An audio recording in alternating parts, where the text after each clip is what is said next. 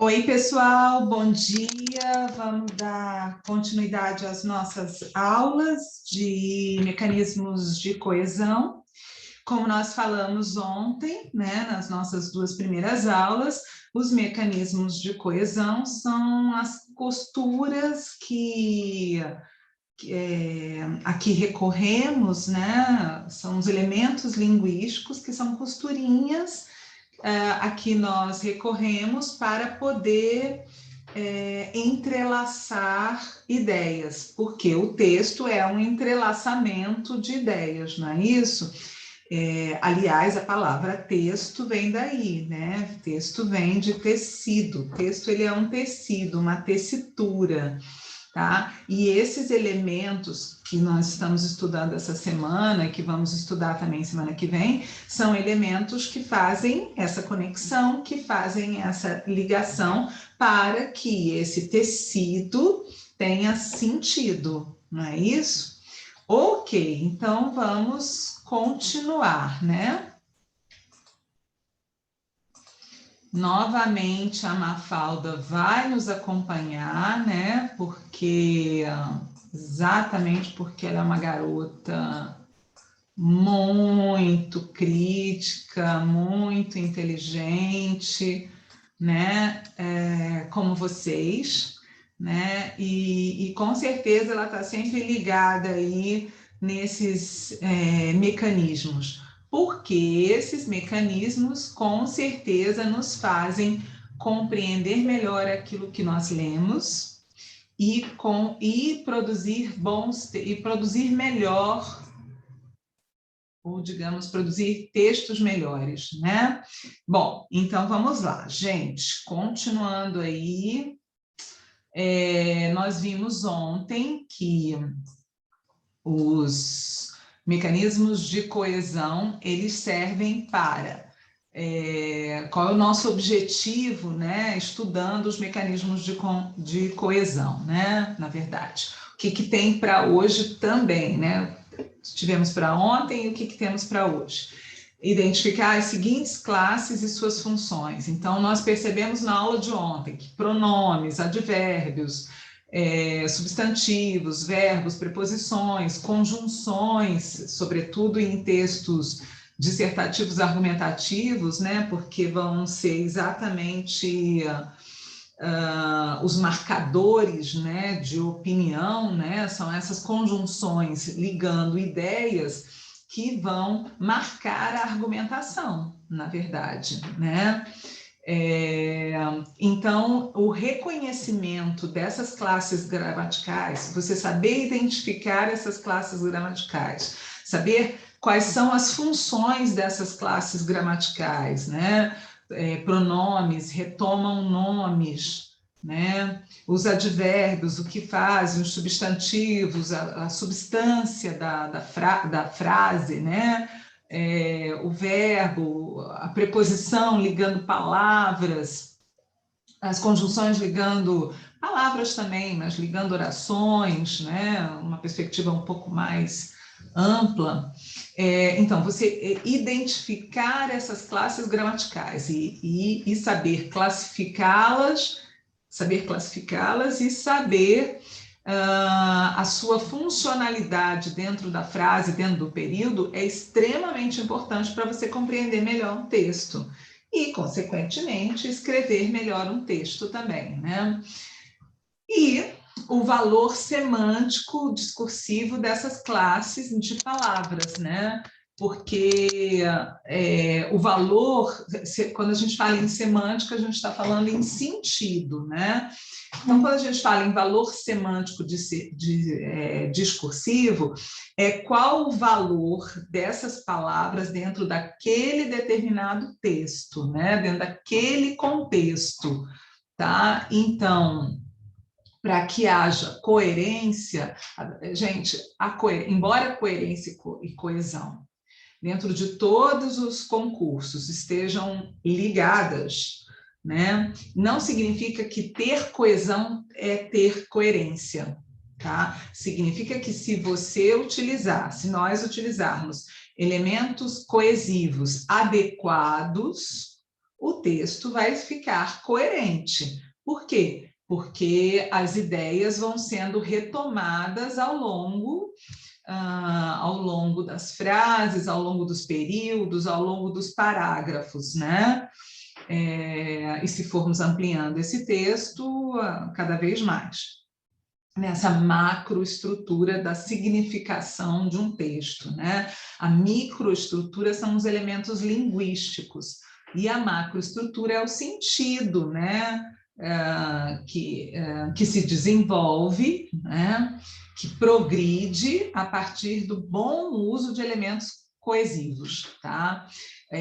A progressão textual ela é extremamente importante em todo e qualquer texto. No texto que vocês vão escrever para um vestibular, para um Enem, para um PAS, aí é fundamental, tá bom? Bom, então o valor semântico discursivo dessas classes, na coerência, na coesão referencial, na coesão sequencial e na modalização do discurso. É isso que nós estamos estudando, tá? Então, vamos lá. Nós vimos ontem que a coesão, o que é a coesão remissiva, né? O que é essa coesão remissiva? É a retomada das ideias constantemente à medida que o raciocínio é desenvolvido. Eu chamei de progressão textual, tá? Isso é muito importante, ficar de olho nisso, tá, gente?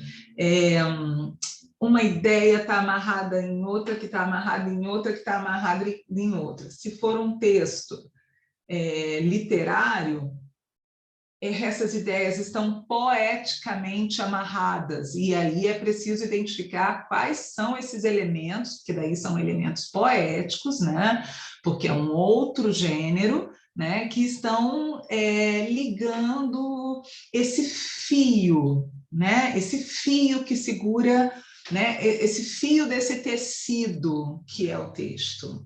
Né? Mas num texto dissertativo, seja ele informativo, seja argumentativo, seja um artigo de opinião, seja uma carta argumentativa, enfim, seja o gênero que for, tá?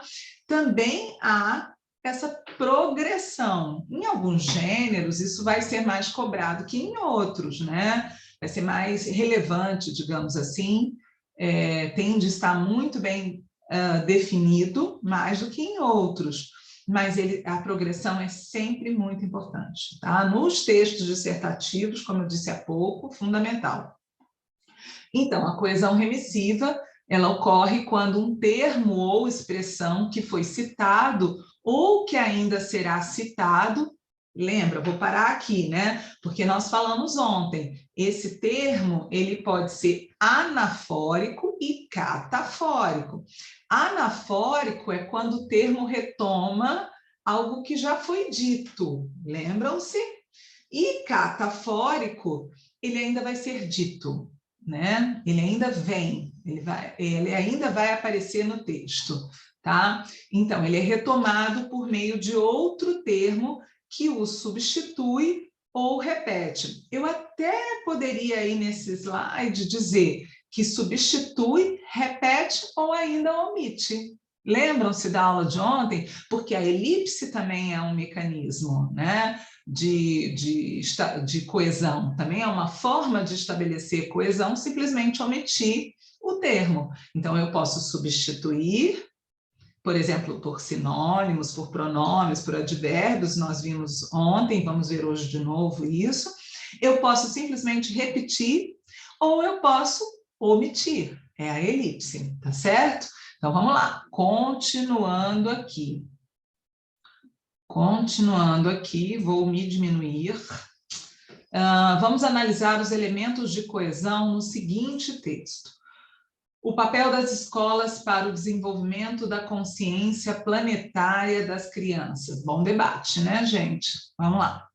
Então, vamos dar uma olhada nesses elementos coesivos aqui, tá? A integração entre a escola e o planeta é mais do que natural.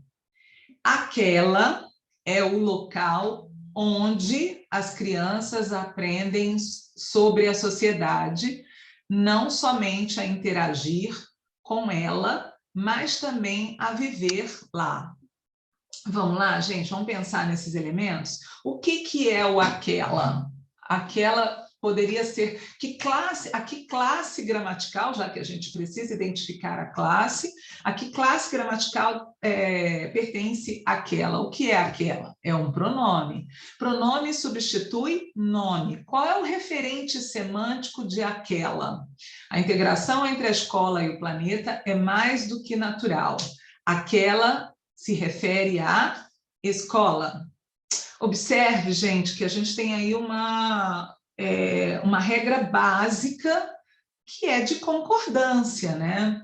Inclusive, ficar de olho nisso, porque se está se referindo semanticamente à escola, e escola é um substantivo feminino, está no singular, o pronome que se refere à escola tem também que estar no feminino e no singular. Parece óbvio, e é também, né? Vamos colocar esse "e" entre parênteses. Parece óbvio, parece simples, mas muitas vezes eu vejo candidatos de vestibulares e de concursos e alunos nossos também errarem esse tipo de questão. Mas pensar a concordância é também pensar as relações entre as palavras num texto, tá? As regras de concordância, as regras de regência, as regras de uso de crase, todas as regras, gente, na verdade, elas vêm de uma perspectiva lógica da língua. Compreendeu essa lógica de entrelaçamento, né, de palavras e de expressões nos textos, entendeu isso, entendeu a língua. E aí você vai conseguindo resolver qualquer questão, na verdade, tá? Então, aquela é o local onde. Local onde. O que é o onde? Um pronome também, um pronome que retoma... ele é um pronome relativo, né? E o pronome relativo ele é relativo ao termo imediatamente anterior. Gente, cuidado com esse onde. Nossa, é o tempo todo nos textos. Vamos dar um exemplo da última escola literária? O parnasianismo é uma estética onde se estuda o aspecto formal da poesia. O conteúdo está ok, né? Mas o elemento de coesão utilizado não está ok. Gente, onde só pode ser usado para indicar lugar. Hoje em dia, a gente ainda abre uma concessão e usa o onde para indicar espaço. Há teóricos que, inclusive, aceitam essa questão do espaço virtual, né? Do espaço não físico. Mas, a rigor, né? O onde é uma palavra que vai substituir lugar. Gente, eu vejo muito nas redações de vocês.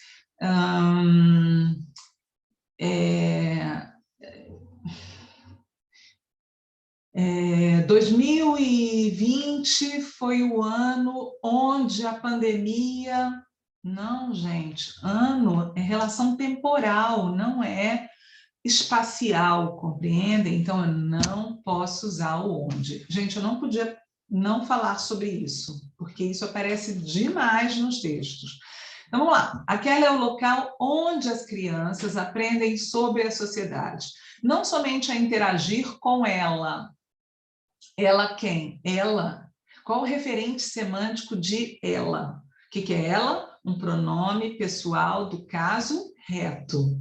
Por que do caso reto? Porque retoma aí um substantivo, né, que ocupa um espaço substantivo, né, em que não se necessita usar por conta da preposição, um oblíquo, né? Interagir com ela, somente a interagir com ela. Com ela quem? Com a sociedade, né, gente? É o referente semântico. Mas também a viver lá. Por que que se pode dizer, usar aqui um advérbio? Porque ele está trabalhando, né, essa perspectiva de que a escola, ou desculpem, de que a sociedade é um local onde se vive, né, o espaço em que se vive, digamos assim, né? Este é o mundo em que vivemos. Este é o mundo em que vivemos. Este é um pronome demonstrativo, né? E aí o pronome demonstrativo ele tem uma série de mais próximo, este, mais distante, aquele, por isso ele usa aquela lá em cima, no segundo período, né? Tá, tem aí se eu estou me referindo ao ano de 2021, eu vou me referir a este ano, né? Se eu me refiro à década de 80, é aquela década, né? Ok, e por aí vai. Este é o mundo em que vivemos, portanto, é parte da nossa missão protegê-lo, né? Proteger quem? O mundo, né? Porque esse oblíquo aí, né, gente? Porque ele é um pronome complemento, né? A palavra mundo está aí, né? O significado mundo está ocupando uma posição que é de complemento, então tem que usar o lo e não proteger ele, né? Eu não poderia dizer a nossa missão é parte da nossa missão proteger ele. Não poderia dizer, porque de acordo com a norma padrão, né, com a modalidade escrita padrão da língua portuguesa, é um oblíquo que eu devo usar aí nessa posição. Por isso que naquele slide anterior, a gente diz que a gente precisa saber identificar as classes e as funções, tá? Porque se eu não consigo identificar que esse lo é um objeto direto, né? Se eu não identifico que ele é um objeto direto, eu não sei que eu obrigatoriamente, óbvio que de acordo com a modalidade padrão, formal da língua, eu tenho que usar um oblíquo, né? Porque ele é um objeto direto. Então, eu identifiquei a função, por isso eu sei que eu vou usar o lo. Por exemplo, eu sei que eu não vou usar lhe, que é um pronome que substitui objeto indireto, certo? Então, tá. Interagir bem com tudo que o compõe, né? Mesma questão, né? Não é tudo que compõe ele, certo? Tá? Novamente, aí o pronome sendo usado com uma função, né? Ele é um objeto, né? Ele não é um sujeito, né? Esse mundo, né? Aí ele, quando substituído por um pronome, né? Quando se utiliza um pronome que vai substituir esse significado, aí eu tenho que usar um pronome oblíquo, tá? Porque ele tem função de objeto. E por que que ele está antes do verbo? Vocês se lembram? Por que que esse pronome está antes do verbo? Porque a gente tem um outro pronome, que é um pronome relativo, que atrai ele, é a próclise, né, gente? Vocês já estudaram isso, não já? Bom, continuando. Pode-se concluir, então, que as escolas têm um papel crucial no desenvolvimento da consciência planetária nas crianças. Repetiu crianças? Repetiu crianças. Tem problema? Não. A repetição é um mecanismo de coesão. Eu só não posso escrever um texto inteiro só de repetições, porque daí isso vai demonstrar que eu não domino a língua, né? Eu não tenho um bom vocabulário, porque eu não consigo encontrar sinônimos ou expressões, né, sinonímias, né, que digam crianças, eu não consigo fazer isso, porque eu tenho um vocabulário reduzido, né? Mas não tem problema se eu repito uma vez, tá certo? Tudo bem, gente? Não tem problema. Ele usou escola, depois as escolas, crianças, né? Tudo bem. Ele poderia dizer as instituições educacionais?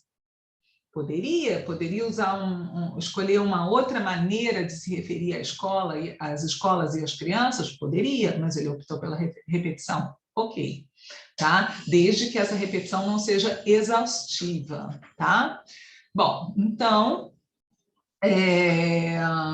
a repetição, ó, a coesão, gente, a coesão remissiva, ela se dá, né, pela repetição, como vocês viram, né, escolas, está repetindo, ou crianças, já aparece no texto antes e repete, tudo bem, né, não foi exaustivo, ou por substituição. A substituição se deu aqui, olha, por pronomes, aquela, onde, ela, lo, este, o, né, nós vimos. A repetição se deu por advérbios, lá, certo?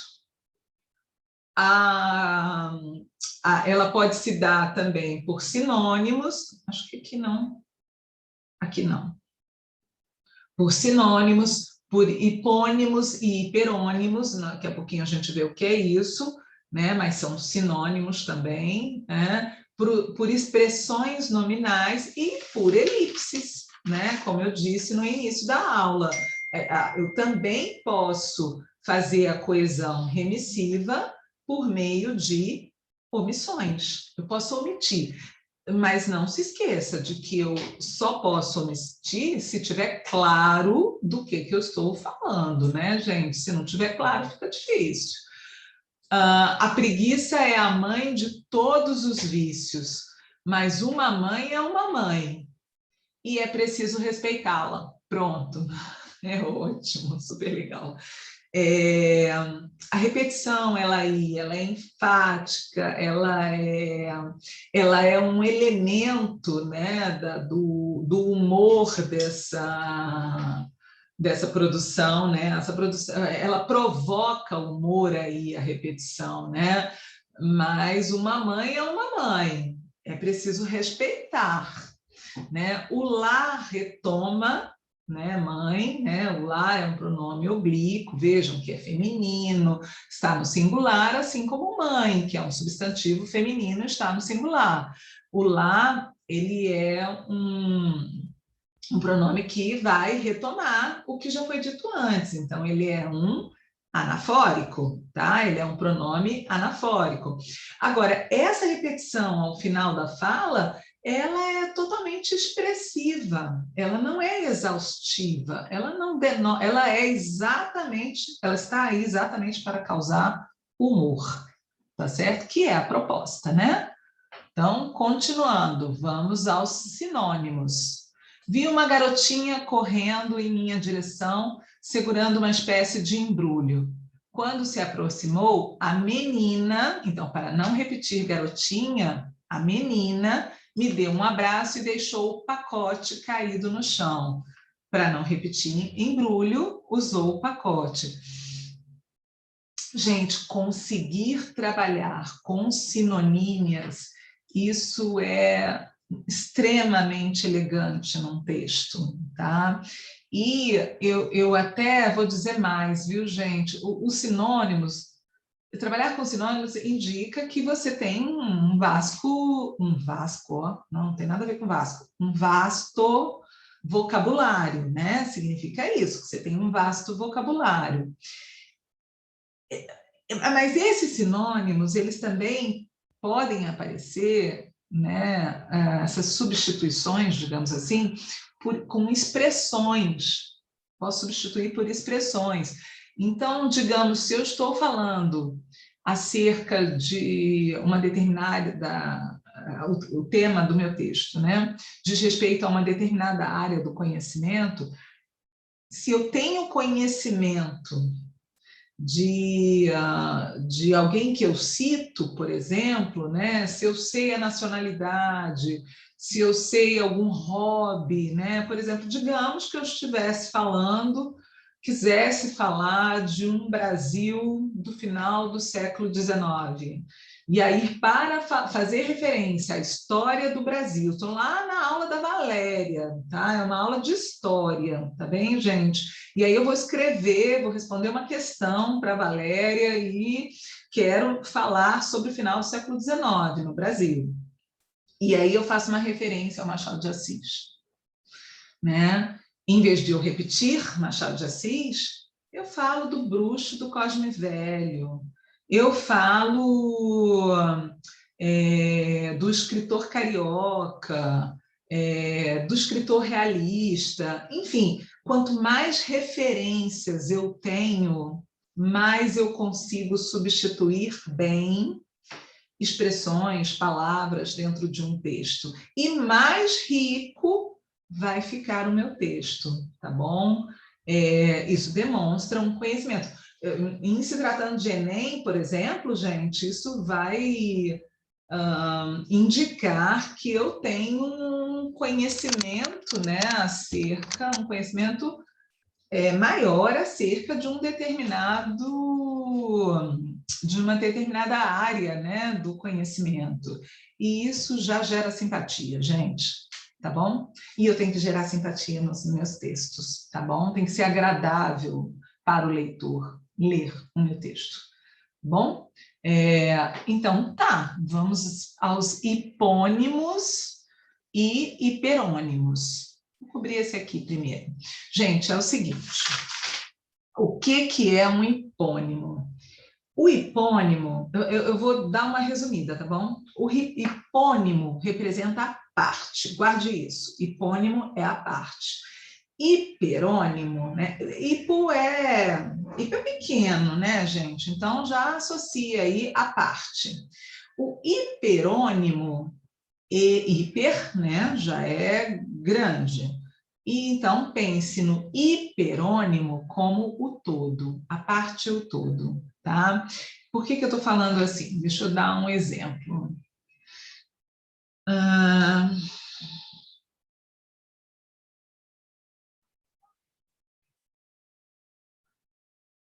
O micro-ondas, ele é muito utilizado hoje em dia. Os eletrodomésticos se tornaram muito importantes no cotidiano das famílias, nas famílias contemporâneas, tá bom? Inventei agora, tá bom, gente? O que acontece aí? Micro-ondas é a parte, entendem? Contida num todo, que são os eletrodomésticos. Compreendem isso? Tá? O hipônimo é a palavra na sua especificidade, por isso que eu chamei de parte. Anotem isso, hipônimo, a palavra na sua especificidade, tá bom? É a parte que vai estar contida no todo, tá bom? Já o hiperônimo é o sentido amplo. Compreendem? É o sentido amplo, é o significado mais abrangente do termo, ok? Tá bom? Então, olhem aí o primeiro exemplo. O boxeador desceu do carro afirmando que não falaria de religião. Desde que Mike Tyson se converteu ao islamismo, o esporte tem ficado em segundo plano nas coletivas de imprensa. Vamos lá, gente. O boxeador é... O que vocês acham? O boxeador é o quê? Hipônimo ou hiperônimo? É um hiperônimo, né? Certo? Mike Tyson é um hipônimo. É a parte. Tá? Islamismo, religião. Religião é um hiperônimo. Islamismo, hipônimo, é uma religião, tá? Então, é parte, certo? Vamos para o outro exemplo. Vamos lá. Era notória a enorme antipatia que Tom Jobim nutria por Manuel Bandeira. O que sequer imaginávamos é o que o poeta teria feito ao músico para que a situação chegasse a esse nível. Em vez de repetir Tom Jobim e Manuel Bandeira, ele usa uma referência, que eu falei ainda há pouco, né? Então, se sou uma pessoa conhecedora da cultura brasileira, eu sei que Tom Jobim é um músico e que Manuel Bandeira é um poeta, certo, gente? Então, ele faz a referência ao poeta para falar de Manuel Bandeira e faz referência ao músico para falar de Tom Jobim. Tudo bem, gente? Certo? Agora, essa referência é ampliando, né? Ampliando, são hiperônimos, certo, pessoal? É um sentido amplo, né? É um significado mais abrangente, certo? Tudo bem, gente? Opa, meu telefone tocando aqui, gente. Desculpem, não tinha tirado o som. E é minha mãe, mas ela espera um pouquinho. Vamos lá. Continuando, né? Opa. Mãe é mãe, né? Como disse aquele quadrinho, né? Daqui a pouco eu ligo para ela. Vamos lá. Expressões nominais. Vejam aí, gente. Princesas da Disney. Não por acaso a princesa Leia se tornou uma princesa da Disney. A empresa de Mickey Mouse parece estar revendo seus valores. Então, como eu tenho essa referência, eu sou capaz de criar uma expressão que retome uma palavra anterior. Por quê? Porque eu tenho essa referência de que Disney é a empresa de Mickey Mouse, certo? Então, toda essa expressão retoma o substantivo Disney, tá certo? Vamos para o outro parágrafo? Nada contra o amor, é bom deixar claro, mas o estereótipo de mulheres frágeis sonhando com o casamento, né? Não condiz mesmo com o padrão feminino atual. Está retomando a ideia anterior, né? Retoma o segmento. A mulher não precisa de um príncipe encantado para salvá-la e ser feliz. Então, toda essa frase retoma o que foi dito antes. O estereótipo de mulheres frágeis, sonhando com casamento. Ok. A mulher é mais do que uma eterna gata borralheira que busca do seu sapatinho de cristal, em busca do seu sapatinho de cristal. E é bom ver filmes tratando disso de maneira cada vez mais intensa. A evolução foi gradativa, é verdade, e não é tão recente como muitos imaginam, né? No caso, a evolução, ela não remete a um componente específico do texto, mas a toda a ideia discutida anteriormente. E assim sempre vai ser no texto. Lembram-se, né, que falamos disso ontem, né? Eu até ontem usei um exemplo meio doidinho, falando de sentença A e sentença B, né? E aí a sentença B retoma a sentença A, são ideias que estão sendo costuradas, eu diria costuradinhas, né? Eu gosto do diminutivo. Bom, então vamos lá. Então, expressões nominais, para retomar as ideias com precisão, as expressões nominais precisam ser selecionadas com cuidado. Escolha a seguir qual expressão completa melhor a lacuna em cada parágrafo. Com o Exame Nacional do Ensino Médio chegando, cada detalhe faz a diferença. Todos que se preparam para o exame sabem que são necessárias muitas e muitas horas de estudo. E, para aumentar a qualidade desse estudo, dessa dedicação, desse repertório, dessa iniciativa, e ainda reduzir o esforço, é importante cuidar do ambiente de estudo. O que vocês acham? Com o Enem chegando, cada detalhe faz a referência. Todos que se preparam para o exame sabem que são necessárias muitas e muitas horas de estudo. E para aumentar a qualidade desse estudo e ainda reduzir o esforço, é importante cuidar do ambiente de estudo. Ok, pessoal, para eu não passar da hora. Aliás, acho que a gente pode mais um, né, gente? Vamos lá. Mais essa, né? Essas expressões nominais. Se você é pai, mãe ou familiar de uma criança autista e procura inspiração, a história de Temple Grandin definitivamente irá lhe motivar. Temple, quando criança, foi diagnosticada com um grau considerado grave de autismo. Os médicos indicaram a seus pais internação clínica e psiquiátrica, com o que o pai estava de acordo, mas a mãe não. E agora? De sua mãe em promover o heroísmo de sua mãe, o desprendimento de sua mãe, a imprudência de sua mãe, a insistência de sua mãe em promover oportunidades de contato social a Temple resultou no aparentemente inesperado. Temple cursou a faculdade, tornou-se veterinária, cientista e ainda famosa palestrante. Certo? Tudo bem? Na verdade, né, gente, talvez, dependendo do restante do texto, eu pudesse até usar mais que uma dessas expressões nominais, né?